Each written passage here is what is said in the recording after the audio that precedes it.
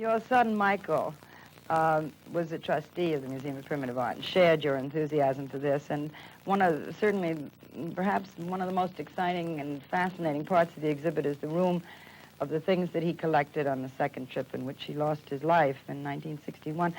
That art of the Asmat people seems to have particularly marvelous quality. Do you feel this? Well, I do. And of course, the unique thing is that it's still being created. And this is how Mike actually got interested.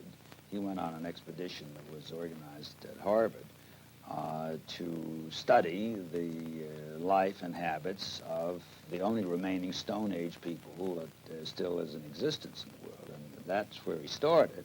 Then when he got out there, he started to see the extraordinary creation of these people and became interested as a collector, and he went back on the second trip for the museum to acquire these objects. And they're great people. They're great people. And of course, it's hard to believe that there is, or was, because it's changing pretty rapidly now, people still with the same basic ways of life, who did their carving with stone and shells, and who made these magnificent objects, all part of ceremonial, both war ceremonies and religious. They were sort of interwoven. You like modern art and Picasso's and Braques and Matisse's, and these were the artists who really liked that art. Do you see a connection here? Well, not only liked it, I mean, as you know, and you mentioned this earlier, but they found in this an inspiration which helped them in breaking away from traditional sort of representational art. It gave them inspiration in how you could express yourself with the kind of freedom which now we just accept in modern art. I think that this is going to be particularly interesting to those who seek to understand more their own cultural heritage and to realize that there were tremendously exciting and very sophisticated periods of creative art in Africa.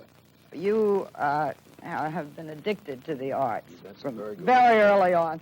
But it seems to me that you have a particular rapport for this kind of art. I know you love the Matisses and the Picassos, but this seems to really sort of turn you on more. What is it you really like particularly? Well, to me, it's a direct expression. They didn't have all the modern technical facilities. They really had to work to do this. So what came out was you. And that's felt in these objects. And so to me, there's a power of expression, a strength in the form. You feel the craftsmanship of the artist in the actual work as he's done it. And, well, I just found it very exciting and unending in its range and concept. There were no limits, as there are none today in modern forms of expression. They could just do what they felt. And it played a major role in their lives. I think this is another thing, that art, for religious purposes, for war purposes, for just, the day-to-day things in life, but art was a tremendous factor. And the artist played a very important role in the community. He was a special person.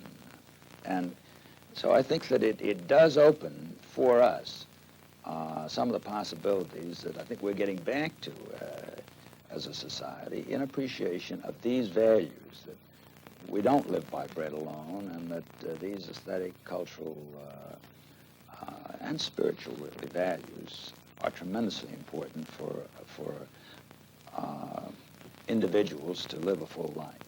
And it has this emotional intensity that you seem to like in works of art. Well, I think people feel that when they see it. Now, some of them may shock them, but you got to sort of put yourself into the mood of the period and the objects and just sort of let go. Not try and say, well, I don't understand it. Don't try and understand it. Just enjoy it or react. Well, I'm just thrilled that the Metropolitan finally is agreeing to include this, and as they now, the present trustees, are very excited because they say this is the last chapter that we didn't have in the complete book of the great cultural evidences of the history of the world.